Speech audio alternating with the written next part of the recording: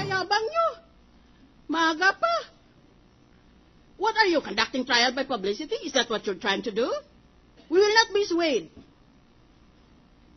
The entire capacity for tsunami waves by Manila Bay can fall over this impeachment court and will not be affected by what you say in the public or what your chosen public brings back to you, particularly if they've been paid to do so. Please, do not try these little dirty tricks on us. We're all old people here. Tumanda na tayo lahat sa politika, huwag nyo kaming ginaganyan, ha? Kamukha ng survey, just as I predicted. Aba, may balita kanina sa isang dyaryo. Nang survey daw sa UP, 500 ang respondents at like 75% of them said, no, we no longer trust the Chief Justice.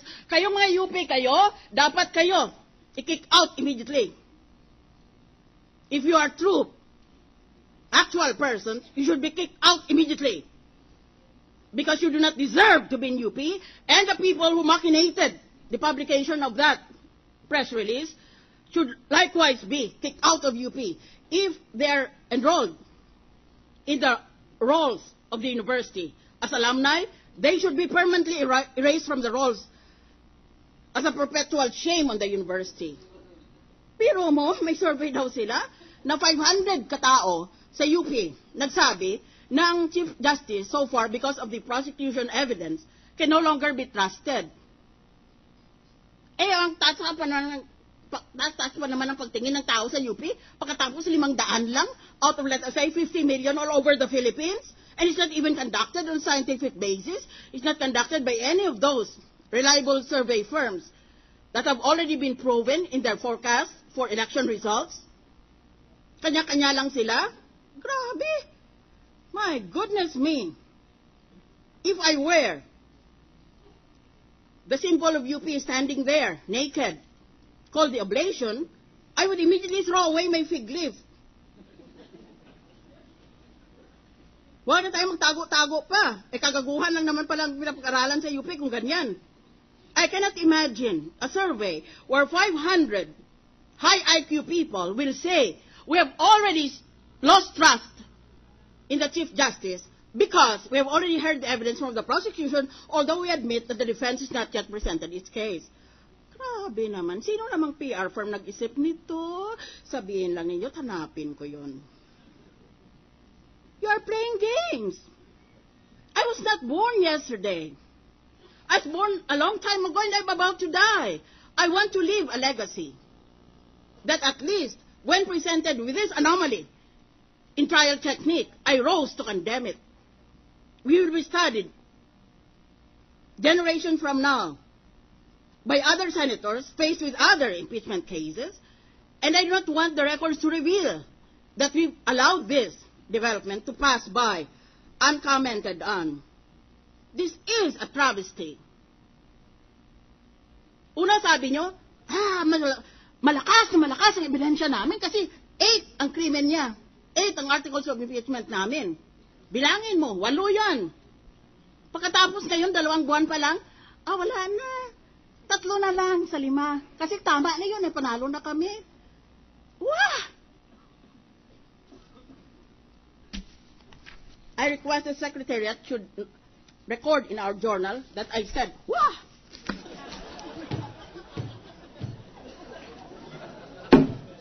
Silence. Silence, please, silence.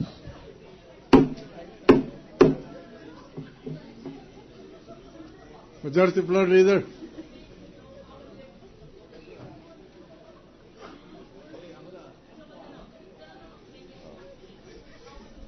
Thank you, Mr. President. Senator Osmeña is asking what is the spelling of WA? That's an expression. Mr. President, again, may we call on the prosecution, find out what is the pleasure concerning the manifestation that they made yesterday? Good afternoon, sir. Your Honor, Mr. President. What's the pleasure of the distinguished gentleman from Iloilo? Your Honor, as was manifested yesterday by the prosecution, that after the cross-examination conducted by the defense, we are terminating the presentation of our evidence. Are you not, according to the newspapers this morning, the prosecution intends to present the Honorable Justice Maria Lourdes Sereno. And I also read in the newspapers that in the resolution of the Supreme Court and Bank, I think it was yesterday, the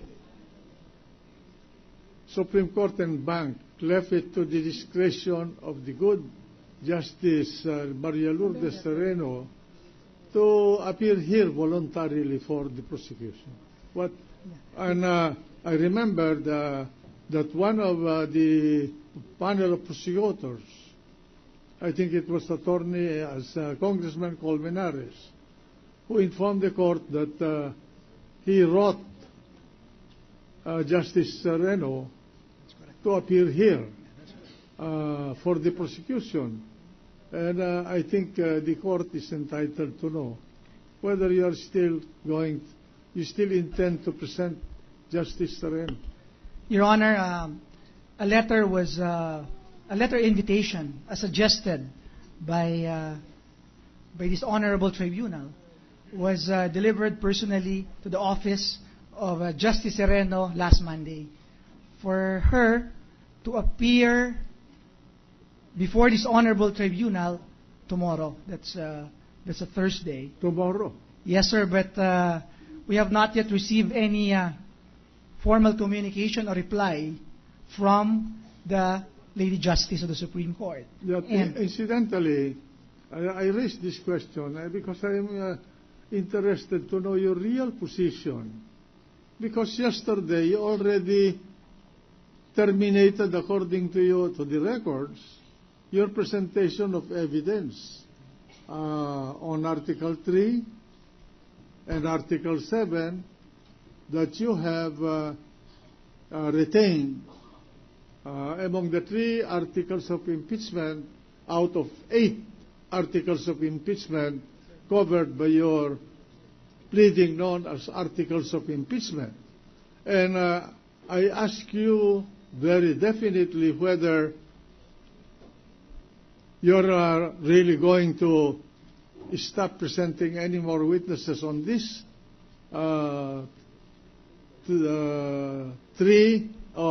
2 articles. And you said yes.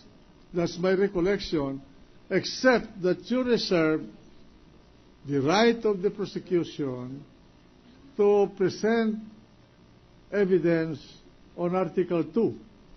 And I understood that.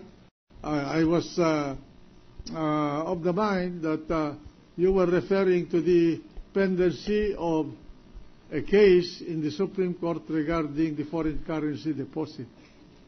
That's correct, Mr. President. We reserved that right yesterday. Will you clarify really the position of the prosecution? After yesterday, Mr. President, the prosecution met and we discussed about the pending invitation to Justice Sereno. That's why today we would like to make that manifestation that the prosecution is trying to get in touch with the Honorable Lady Justice of the Supreme Court if she is indeed willing to testify, and that if we may be given time within the week, we will communicate to the Honorable Tribunal if this Lady Justice would be willing to testify, which means, Your Honor, that we would like to reserve a right to present her So if she's willing. you are not really closing your evidence. It's open. We are, Your Honor, we are already terminating the presentation of evidence with the 2 reservations. Number 1, You cannot make any reservation if you cannot close your evidence if you still have to present witnesses. The proper thing to do is to ask for continuance. If Your Honor, please.